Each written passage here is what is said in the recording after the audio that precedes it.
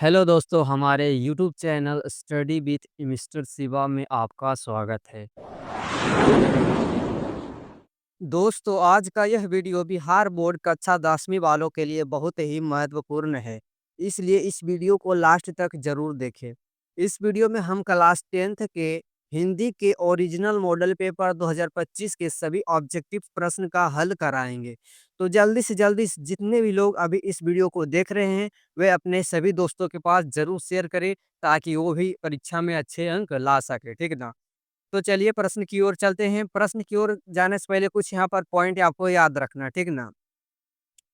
जब भी आप ऑब्जेक्टिव प्रश्न बनाते हैं तो सबसे पहले कुछ तथ्य रहता है, उसको आप समझ लीजिएगा कि इसका जो मुख्य तथ्य क्या है। तो इसमें टोटल कितना ऑब्जेक्टिव प्रश्न रहता है? तो इसमें टोटल 100 ऑब्जेक्टिव प्रश्न रहते हैं, जिनमें से आपको 50 का ही उत्तर देना होता है, ठीक ना? कितना का? 50 का। इससे ज़्यादा आपको नहीं रंगना है। इससे ज़्यादा भी रंगे तो उतना ही नंबर आएगा। तो चलिए प्रश्न की ओर चलते हैं। यहाँ पर हमारा जो पहला प्रश्न है दोस्तों, यहाँ पर हमारा पहला प्रश्न है, स वर्ण का उच्चारण स्थान क्या है? स जो वर्ण है उसका उच्चारण स्थान क्या है? तो उसका उच्चारण स्थान हो जाएगा मूर्धा, ठीक ना? क्या हो जाएगा? मूर्धा। ऑप्शन नंबर सी यहाँ पर करेक्ट आंसर हो जाएगा। चलिए नेक्स्ट प्रश्न देखते हैं। नेक्स्ट हमारा प्रश्न है कि निम्नलिखित में कौन है जो ह्रस्व स्वर है, ठीक ना? कौन ह्रस्व स्वर है? तो इसमें जो आज है दोस्तों, ह्रस्व स्वर। नेक्स्ट प्रश्न हमारा है कि निम्नलिखित में कौन योजक चिन्ह है? योजक चिन्ह आपको नहीं पता है? और योजक चिन्ह इसे कहते हैं, ठीक ना?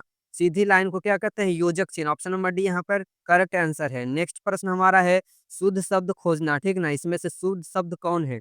शुद्ध शब्द इसमें से कौन है, यही हमको ढूँढना है। तो इसमें से शुद्ध शब्द हो जाएगा विलीन, ठीक ना? क्या हो जाएगा? विलीन शुद्ध शब्द है, ठीक ना? ऑप्शन नंबर बी यहाँ पर करेक्ट आंसर हो जाएगा। 5वां प्रश्न देखते हैं। 5वां प्रश्न हमारा है, जिन व्यंजनों के उच्चारण में श्वास पूर्व से अल्प मात्रा में निकले और जिनमें हकार जैसी ध्वनि नहीं होती है, उसे हम क्या कहते हैं? तो उसे हम दोस्तों अल्प प्राण कहते हैं, ठीक ना? अल्प प्राण। ऑप्शन नंबर ए यहाँ पर करेक्ट आंसर हो जाएगा। चलिए नेक्स्ट प्रश्न देखते हैं। नेक्स्ट हमारा प्रश्न है, जब एक ही ध्वनि का द्वित्व हो जाए तब क्या कहलाता है? जब एक ही ध्वनि का द्वित्व हो जाए तो उसे हम क्या कहते हैं दोस्तों? तो उसको हम कहते हैं युग्मक ध्वनियाँ कहते हैं, ठीक है ना? क्या कहते हैं? युग्मक ध्वनियाँ। ऑप्शन नंबर बी यहाँ पर करेक्ट आंसर होगा। नेक्स्ट हमारा प्रश्न है, महोत्सव शब्द का संधि विच्छेद हमको बताना कि महोत्सव शब्द का संधि विच्छेद क्या होगा? तो महोत्सव का होगा महाजोड़ उत्सव, ठीक ना? महाजोड़ उत्सव इसका संधि विच्छेद होगा। चलिए नेक्स्ट प्रश्न है, यसा जोड़ द का संधि क्या होगा? इसको संधि बताना था, यशोदा होगा, ठीक ना? क्या होगा? यशोदा। ऑप्शन नंबर डी यहाँ पर करेक्ट आंसर हो जाएगा। फिर है पवन का संधि विच्छेद करना, ठीक ना? पवन का तो पो जोड़ वन हो जाएगा, ठीक ना? पो जोड़ अन पवन। ऑप्शन नंबर 20 का करेक्ट आंसर हो जाएगा। नेक्स्ट प्रश्न देखते हैं। नेक्स्ट हमारा प्रश्न है दोस्तों कि जहाँ वाक्य की गति अंतिम रूप ले लेती है, ठीक ना? तब विचार के तौर पर एकदम टूट जाए, वह किस विराम चिन्ह का प्रयोग किया जाता है? तो विराम चिन्ह का कौन-सा प्रयोग किया जाता है? अंतिम रूप लेने के बाद पूर्ण विराम लगाते हैं, ठीक ना? क्या लगाते हैं? पूर्ण विराम। चलिए नेक्स्ट प्रश्न देखते हैं। नेक्स्ट हमारा प्रश्न है दोस्तों, कीर्तन शब्द किस लिंग का उदाहरण है? कीर्तन जो शब्द है वो कौन-सा लिंग है? तो दोस्तों कीर्तन शब्द क्या है दोस्तों? पुल्लिंग है। ऑप्शन नंबर ए यहाँ पर करेक्ट आंसर हो जाएगा। नेक्स्ट हमारा प्रश्न है, एकता शब्द किस लिंग का उदाहरण है? एकता शब्द है जो दोस्तों वो स्त्रीलिंग का उदाहरण है, ठीक ना? किसका उदाहरण है? स्त्रीलिंग का, ठीक ना? चलिए नेक्स्ट प्रश्न देखते हैं। नेक्स्ट हमारा प्रश्न है, कुंजड़ा शब्द का स्त्रीलिंग क्या हो जाएगा? कुंजड़ा शब्द का स्त्रीलिंग तो कुंजड़िन हो जाएगा, ठीक है ना? क्या हो जाएगा? कुंजड़िन। ऑप्शन नंबर डी यहाँ पर करेक्ट आंसर हो जाएगा। चलिए नेक्स्ट प्रश्न देखते हैं। निम्नलिखित में से शुद्ध वाक्य खोजना कि कौन सा शुद्ध वाक्य है? तो हमारे शिक्षक प्रश्न पूछते हैं, ये शुद्ध वाक्य है, ठीक है ना? ऑप्शन नंबर डी यहाँ पर करेक्ट आंसर हो जाएगा। 14 नंबर का क्या होगा? Option number D. चलिए नेक्स्ट प्रश्न देखते हैं। नेक्स्ट हमारा प्रश्न है दोस्तों, परिणाम शब्द में कौन सा उपसर्ग है? उपसर्ग खोजना कि परिणाम में कौन सा? तो आगे में जो वर्ड लगता है उसे हम उपसर्ग कहते हैं, ठीक ना? तो परिणाम में क्या हो जाएगा? परी। ऑप्शन नंबर ए यहाँ पर करेक्ट आंसर हो जाएगा। चलिए नेक्स्ट प्रश्न देखते हैं। गायक शब्द का कौन प्रत्यय है? गायक शब्द में कौन प्रत्यय है? अब गायक शब्द का जो प्रत्यय होगा वो अक हो जाएगा। ऑप्शन नंबर डी यहाँ पर करेक्ट आंसर हो जाएगा। नेक्स्ट प्रश्न देखते हैं। रचना तथा बनावट के विचार से शब्द कितने प्रकार के होते हैं? तो रचना और बनावट के हिसाब से शब्द 3 प्रकार के होते हैं। ऑप्शन नंबर बी यहाँ पर करेक्ट होगा। चलिए नेक्स्ट प्रश्न देखते हैं। निम्नलिखित में यौगिक शब्द खोजना कि कौन जो है वो यौगिक शब्द है? तो दूध वाला क्या है? यौगिक शब्द है। नेक्स्ट हमारा प्रश्न है कि निम्नलिखित में कौन तद्भव शब्द है? ठीक ना? तद्भव शब्द को खोजना है कि कौन जो है वो तद्भव शब्द है। तो ऑप्शन नंबर बी यहाँ पर आग जो है वो तद्भव शब्द है। ठीक ना? नेक्स्ट हमारा प्रश्न है निम्नलिखित में कौन तत्सम शब्द है? ठीक ना? तत्सम को भी खोजना है कि कौन जो है तत्सम है। तो घर पर क्या है? तत्सम। ऑप्शन नंबर ए इसका करेक्ट आंसर होगा। चलिए नेक्स्ट प्रश्न देखते हैं। राम ने पुस्तक पढ़ी। राम ने पुस्तक पढ़ी किस काल का उदाहरण है? तो ये जो है दोस्तों पूर्ण भूतकाल का है। ऑप्शन नंबर ए यहाँ पर करेक्ट आंसर हो जाएगा। चलिए नेक्स्ट प्रश्न देखते हैं। हिंदी में सर्वनाम कितने भेद होते हैं? हिंदी में सर्वनाम के कितने भेद हैं? तो हिंदी में सर्वनाम के 6 भेद हैं, ठीक ना? ऑप्शन नंबर सी यहाँ पर करेक्ट आंसर हो जाएगा। चलिए नेक्स्ट प्रश्न देखते हैं। मोहन ने कुछ नहीं खाया। मोहन ने कुछ नहीं खाया किस सर्वनाम का उदाहरण है? तो मोहन ने कुछ नहीं खाया है, तो इस किस सर्वनाम का उदाहरण हो जाएगा? तो ये हो जाएगा अनिश्चयवाचक, ठीक ना? कुछ खाया है नहीं, कुछ पता नहीं कि क्या खाया है। तो ऑप्शन नंबर डी यहाँ पर करेक्ट आंसर हो जाएगा। चलिए नेक्स्ट प्रश्न देखते हैं। कलम तोड़ना मुहावरे का अर्थ क्या हो जाएगा? कलम तोड़ना मुहावरे का अर्थ क्या हो जाएगा दोस्तों? तो बढ़िया लिखना, ठीक ना? क्या लिखना? बढ़िया। ऑप्शन नंबर बी इसका करेक्ट आंसर होगा। चलिए नेक्स्ट प्रश्न देखते हैं। नेक्स्ट प्रश्न हमारा क्या है? आँख के अंधे गाँठ में पूरे। आँख के अंधे गाँठ के पूरे लोकोक्ति का अर्थ क्या है? हमें इसका अर्थ बताना है कि इसका अर्थ क्या होगा? तो इसका अर्थ होगा मूर्ख धनवान हो जाएगा, ठीक ना? नेक्स्ट प्रश्न देखते हैं। निम्नलिखित में कौन अशुद्ध शब्द है? अशुद्ध शब्द को बताना कि कौन जो है वो अशुद्ध। तो दोस्तों यहाँ पर जो गलत लिखा है, ठीक ना? तो चिड़िया यहाँ पर गलत लिखा है तो ये अशुद्ध शब्द हो जाएगा। चलिए नेक्स्ट प्रश्न देखते हैं।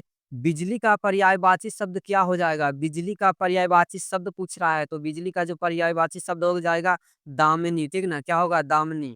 नेक्स्ट प्रश्न है पयोधर किसका पर्यायवाची शब्द है? पयोधर जो है वो किसका पर्यायवाची शब्द है दोस्तों? तो इसका जो सही आंसर हो जाएगा बादल का, ठीक ना? किसका हो जाएगा? बादल का। नेक्स्ट हमारा प्रश्न है कुटिल शब्द का विलोम क्या हो जाएगा? कुटिल का विलोम तो कुटिल मतलब होगा कठिन, तो इसका विलोम हो जाएगा सरल, ठीक ना? क्या हो जाएगा? सरल। 29 नंबर का जो सही आंसर हो जाएगा ऑप्शन नंबर बी होगा। चलिए नेक्स्ट प्रश्न देखते हैं। नेक्स्ट हमारा प्रश्न है दोस्तों कि संज्ञा संज्ञा अथवा विशेषण के साथ ये क्रिया जोड़ने से जो संयुक्त क्रिया बनती है उसे हम क्या कहते हैं? संज्ञा अथवा विशेषण के साथ क्रिया जोड़ने से जो संयुक्त क्रिया बनती है उसे हम क्या कहते हैं? तो इसका जो राइट आंसर हो जाएगा दोस्तों नामबोधक। क्या हो जाएगा? नामबोधक क्रिया। नेक्स्ट प्रश्न देखते हैं। नेक्स्ट हमारा प्रश्न है रामचरितमानस। रामचरितमानस कौन संज्ञा है? रामचरितमानस जो है वो व्यक्तिवाचक संज्ञा है, ठीक ना? क्या है? व्यक्ति का नाम है रामचरितमानस, ठीक ना? तो ऑप्शन नंबर ए यहाँ पर करेक्ट आंसर हो जाएगा। चलिए नेक्स्ट प्रश्न देखते हैं। नेक्स्ट हमारा प्रश्न है कश्मीरी सेब सिंदूरी लाल होता है, इस वाक्य में प्रविशेषण क्या है? तो सिंदूरी हो जाएगा, ठीक ना? सिंदूरी हो जाएगा ऑप्शन नंबर सी। नेक्स्ट प्रश्न हमारा है कि निम्नलिखित में कौन परिणाम बोधक विशेषण का उदाहरण है? परिणाम बोधक विशेषण खोजना है तो 4 गज हो जाएगा, ठीक ना? क्या हो जाएगा? 4 गज। चलिए नेक्स्ट प्रश्न देखते हैं। नेक्स्ट हमारा प्रश्न है जिस समास विशेषण अथवा उपमेय उपनाम का संबंध हो उसे हम क्या कहते हैं? तो उसे हम दोस्तों कहते हैं कर्मधारय समास। ऑप्शन नंबर बी इसका सही आंसर होगा। चलिए नेक्स्ट प्रश्न देखते हैं। नेक्स्ट हमारा प्रश्न है कि सीताराम शब्द में कौन सा समास है? सीताराम शब्द में समास खोजना है तो इसमें द्वंद्व समास रहता है, ठीक ना? सीताराम लोटा डोरी इस सब में कौन सा समास रहता है? तो द्वंद्व समास। नेक्स्ट प्रश्न देखते हैं पंचवटी शब्द में कौन सा समास है? पंचवटी शब्द है उसमें समास खोजना कि कौन सा समास हो जाएगा? तो दिग्गु समास हो जाएगा, ठीक ना? क्या होगा? दिग्गु समास। ऑप्शन नंबर ए यहाँ पर करेक्ट आंसर होगा। चलिए नेक्स्ट प्रश्न देखते हैं। क्रिया की विशेषता प्रकट करने वाले शब्द को हम क्या कहते हैं? तो क्रिया विशेषण कहते हैं, ठीक ना? क्या कहते हैं? क्रिया विशेषण। ऑप्शन नंबर डी यहाँ पर करेक्ट आंसर होगा। नेक्स्ट हमारा प्रश्न है निम्नलिखित में आज्ञावाचक वाक्य क्या है? यानी कि जो आज्ञा दे रहा हो, ठीक ना? तो इसमें आज्ञावाचक सर्वनाम यही है कि तुम सदा सत्य बोलो, ठीक ना? क्या बोलो? तुम सदा सत्य बोलो। ऑप्शन नंबर बी इसका करेक्ट आंसर हो जाएगा। चलिए नेक्स्ट प्रश्न देखते हैं। नेक्स्ट हमारा प्रश्न है रचना की दृष्टि से वाक्य कितने प्रकार के होते हैं? रचना की दृष्टि से जो वाक्य होते हैं वो कितने प्रकार के? तो 3 प्रकार के, ठीक ना? नेक्स्ट हमारा प्रश्न है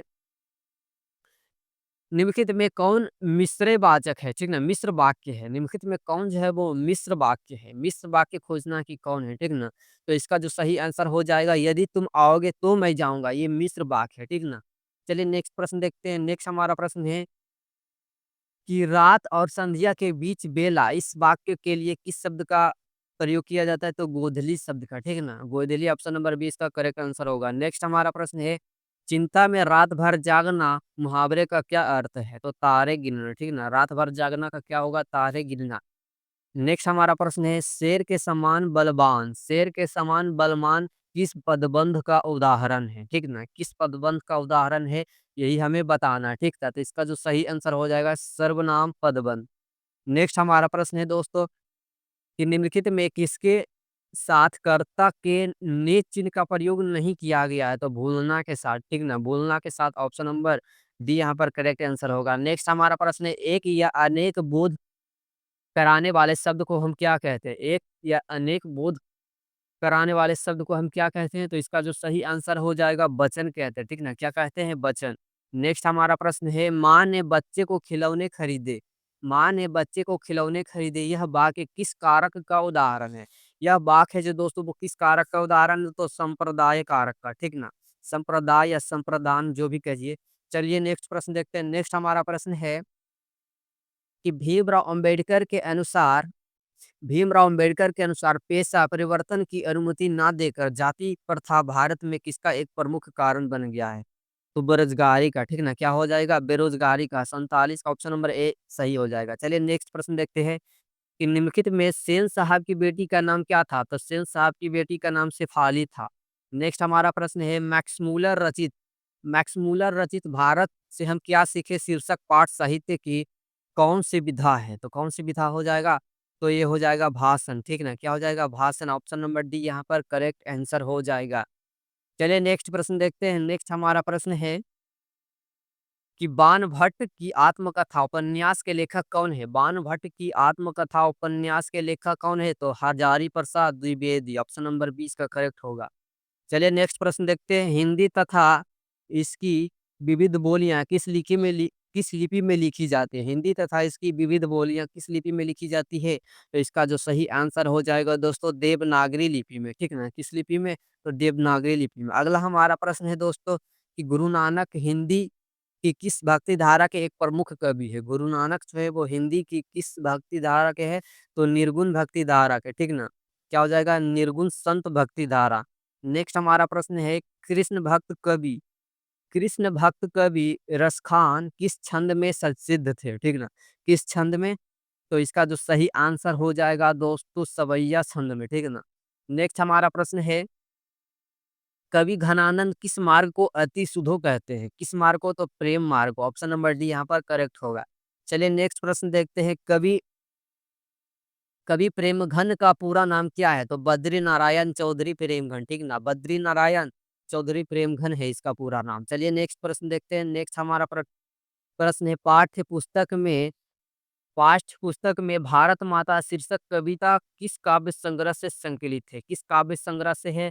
तो ग्राम्य से है, ठीक ना? किससे है? तो ग्राम्य से। ऑप्शन नंबर 20 का करेक्ट होगा। चलिए नेक्स्ट प्रश्न देखते हैं। कवि रामधारी सिंह दिनकर की दृष्टि में आज के देवता कहाँ मिलेंगे? तो आज के देवता हमें खेत खलिहानों में मिलेंगे, ठीक ना? कहाँ मिलेंगे? तो खेत खलिहानों में। दोस्तों आपको वीडियो पसंद आ रहा है तो अपने दोस्तों के पास जरूर शेयर कीजिए और लाइक भी जरूर कीजिए। और चैनल पर नए हैं तो चैनल को भी जरूर सब्सक्राइब कीजिए, ठीक ना? चलिए नेक्स्ट प्रश्न देखते हैं। नेक्स्ट हमारा प्रश्न है, बी आर नारायण ने किस कहानी का अनुवाद किया है? बी आर नारायण ने किस कहानी का अनुवाद किया है? तो दही वाली मगम्मा का। नेक्स्ट हमारा प्रश्न क्या हो जाएगा दोस्तों? टीले की ओर निकलते निकलते लक्ष्मी किसके इंतजार में कुछ पिछड़ गई?